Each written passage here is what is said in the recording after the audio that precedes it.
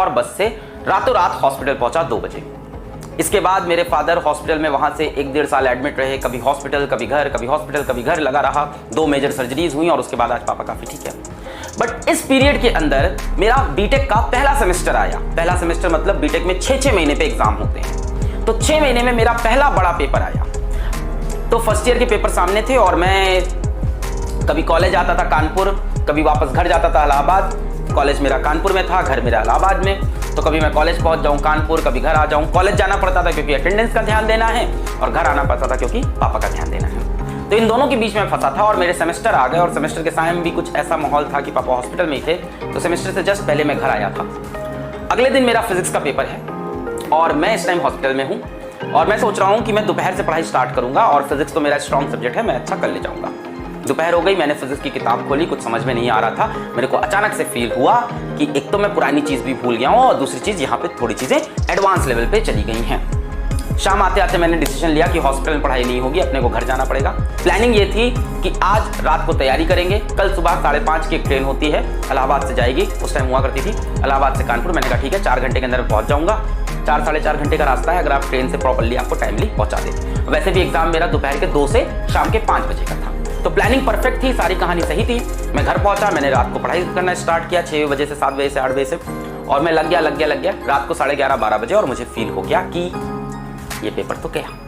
मैंने डिसीजन ले लिया कि मैं ये पेपर छोड़ दूंगा, और मैं इस बार पहली बार लाइफ में फिजिक्स का पेपर छोड़ रहा हूं। मैं कोई पेपर पहली बार छोड़ रहा हूं, इतना बड़ा डिसीजन, क्योंकि मेरी हिम्मत टूट चुकी थी। मुझे अपनी मंजिल अब दिखाई नहीं पड़ रही थी। मैंने अपने दोस्त को कॉल किया, उसका नाम अनुराग है। अनुराग से मैंने बात की और हमने रैंडम टॉपिक पे बात की दुनिया भर की। फिर लास्ट में मैंने उसको बताया कि अनुराग मैं कल का पेपर छोड़ रहा हूँ अपने कॉलेज का, और वो बहुत शौक था कि अलग तुम स्कूल में पढ़ने में इतने अच्छे थे, तो हमेशा से इतने अच्छे रहे, तो ये क्या हुआ। मैंने कहा यार मैं तैयारी नहीं की समय पे, मेरे पापा हॉस्पिटल में थे, वो एक एक्सक्यूज कह लो, जो भी कह लो, रीजन कह लो, पर मैंने तैयारी नहीं की है।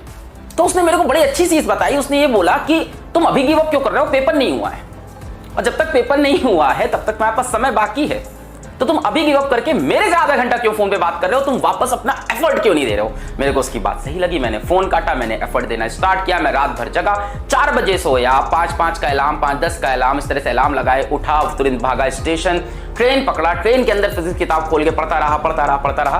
कॉलेज पहुंचा, हॉस्टल गया 10-11 बजे, 2 बजे पेपर है। हॉस्टल जाके मैंने 5th यूनिट पढ़ी, जो कि शायद रिलेटिविटी भी थी, रिलेटिविस्टिक मैकेनिक्स, कुछ नहीं समझ में आता था, तो मैंने उसके सारे इंपॉर्टेंट पॉइंट्स पढ़ना स्टार्ट किए। मेरे को समझ में आया कि जो चैप्टर्स मुझे आते हैं उनको मैं रिवाइज कर लेता हूं, थोड़ा अच्छा कर लेता हूं, जो मेरे स्ट्रांग थे। जो मुझे नहीं आते मैं उसके फॉर्मूले पढ़ता हूं, उसके प्रीवियस ईयर क्वेश्चंस को एनालाइज कर लेता हूं, सारे प्रीवियस ईयर क्वेश्चंस ध्यान से देखे, अच्छे से देखे, उनके सॉल्यूशन समझे, और मैं चला गया पेपर देने में। बाहर निकला, मेरा पेपर ठीक हुआ था, एंड शॉकिंगली ब्रांच के टॉपर्स ने भी ये बोला कि फिजिक्स पेपर बहुत हार्ड है। सभी ने ये बात एक्सेप्ट की। मेरे को समझ में नहीं आया, मुझे ये समझ में आ गया था मैं पास हो जाऊंगा।